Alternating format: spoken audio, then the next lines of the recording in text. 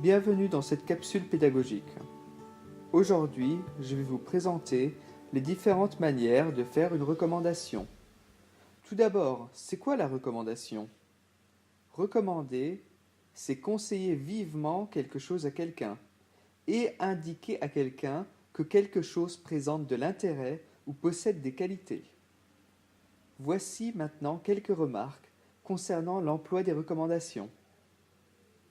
Pour justifier l'intérêt de quelque chose, nous utiliserons les articulateurs de cause tels que parce que, étant donné que, puisque, comme. Les recommandations sont des sortes de conseils. On emploie donc le plus souvent le conditionnel présent. On emploie souvent le conseil et la recommandation comme des synonymes, mais ce ne sont pas tout à fait des synonymes. Lorsqu'on conseille à quelqu'un de faire quelque chose, on lui indique ce que l'on pense qu'il devrait faire ou ne pas faire. Je te conseille d'aller aux toilettes avant l'examen. On peut aussi conseiller quelque chose à quelqu'un, comme par exemple, je te conseille ce restaurant. Lorsqu'on recommande quelque chose, on fait la même chose, mais en insistant. On est certain de ce que l'on conseille. Ou on se porte garant, comme la corde de sécurité qui garantit aux grimpeurs de ne pas tomber dans le vide. Il existe plusieurs verbes spécifiques liés aux recommandations et je vous conseille vivement de les utiliser. Je vous recommande cet appartement. Je vous conseille d'instaurer un planning. Vous pourriez lui suggérer de faire un transfert de bail. On peut aussi indiquer qu'une personne ne devrait pas faire quelque chose. Je vous déconseille de louer cette maison. Mais on ne peut pas dérecommander quelque chose, parce que quand on se porte garant, on s'engage à quelque chose. Les deux derniers exemples emploient le si et le verbe pouvoir. Il s'agit d'exprimer son conseil et sa recommandation de manière plus polie ou plus prudente. Si je peux te donner un conseil, c'est d'oublier les écoles de langue, de prendre un étudiant étranger comme colloque et de pratiquer la langue avec lui. Si je peux te faire une recommandation, c'est de changer d'appartement. Comme on l'a vu avec les deux derniers exemples, le verbe peut être précédé d'un auxiliaire autre que les verbes être et avoir. Nous parlons ici de verbes ou auxiliaires modaux. Les auxiliaires modaux permettent à une personne de modifier le sens d'une phrase et d'exprimer diverses nuances. Les deux auxiliaires qu'on utilise le plus souvent pour les recommandations sont le verbe pouvoir et le verbe devoir. Pour exprimer la capacité de faire quelque chose, on utilise le verbe pouvoir. Attention à la deuxième partie de la phrase qui est au conditionnel. Si votre colocataire ne peut plus continuer de payer le loyer, vous pourriez lui suggérer de faire un transfert de bail. Pour exprimer la nécessité de faire quelque chose, on utilise le verbe devoir. Attention aussi ici à la deuxième partie de la phrase qui est au conditionnel. Si quelqu'un décide que la meilleure façon de communiquer est de laisser des post-it passifs-agressifs dans l'appartement, tu devrais chercher un nouvel endroit. Après avoir vu les verbes et les auxiliaires qui indiquent la recommandation, je vais encore vous montrer trois sortes d'expressions figées.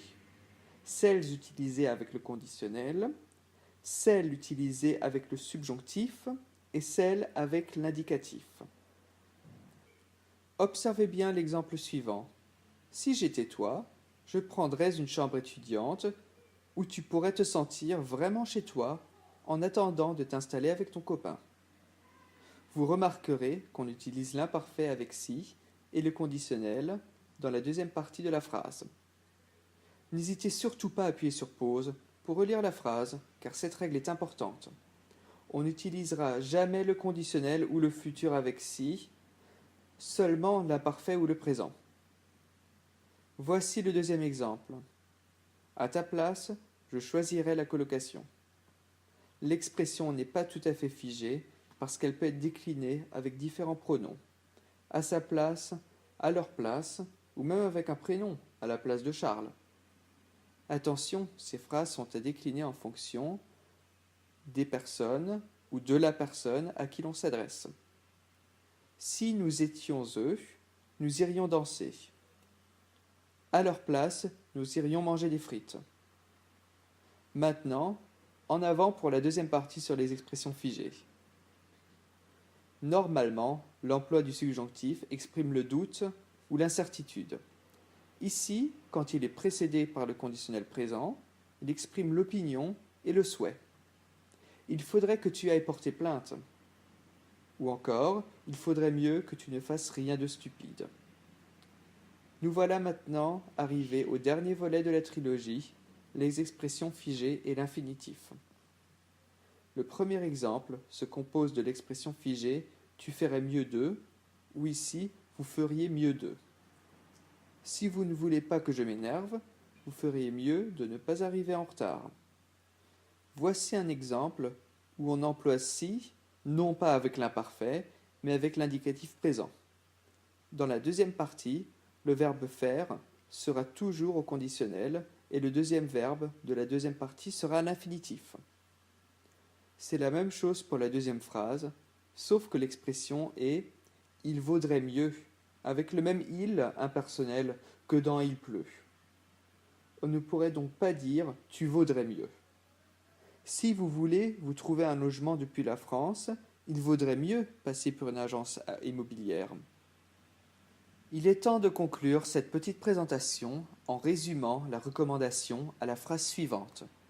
Recommander, c'est une personne qui conseille vivement à quelqu'un d'autre de faire quelque chose pour son bien. Merci pour votre attention et à bientôt.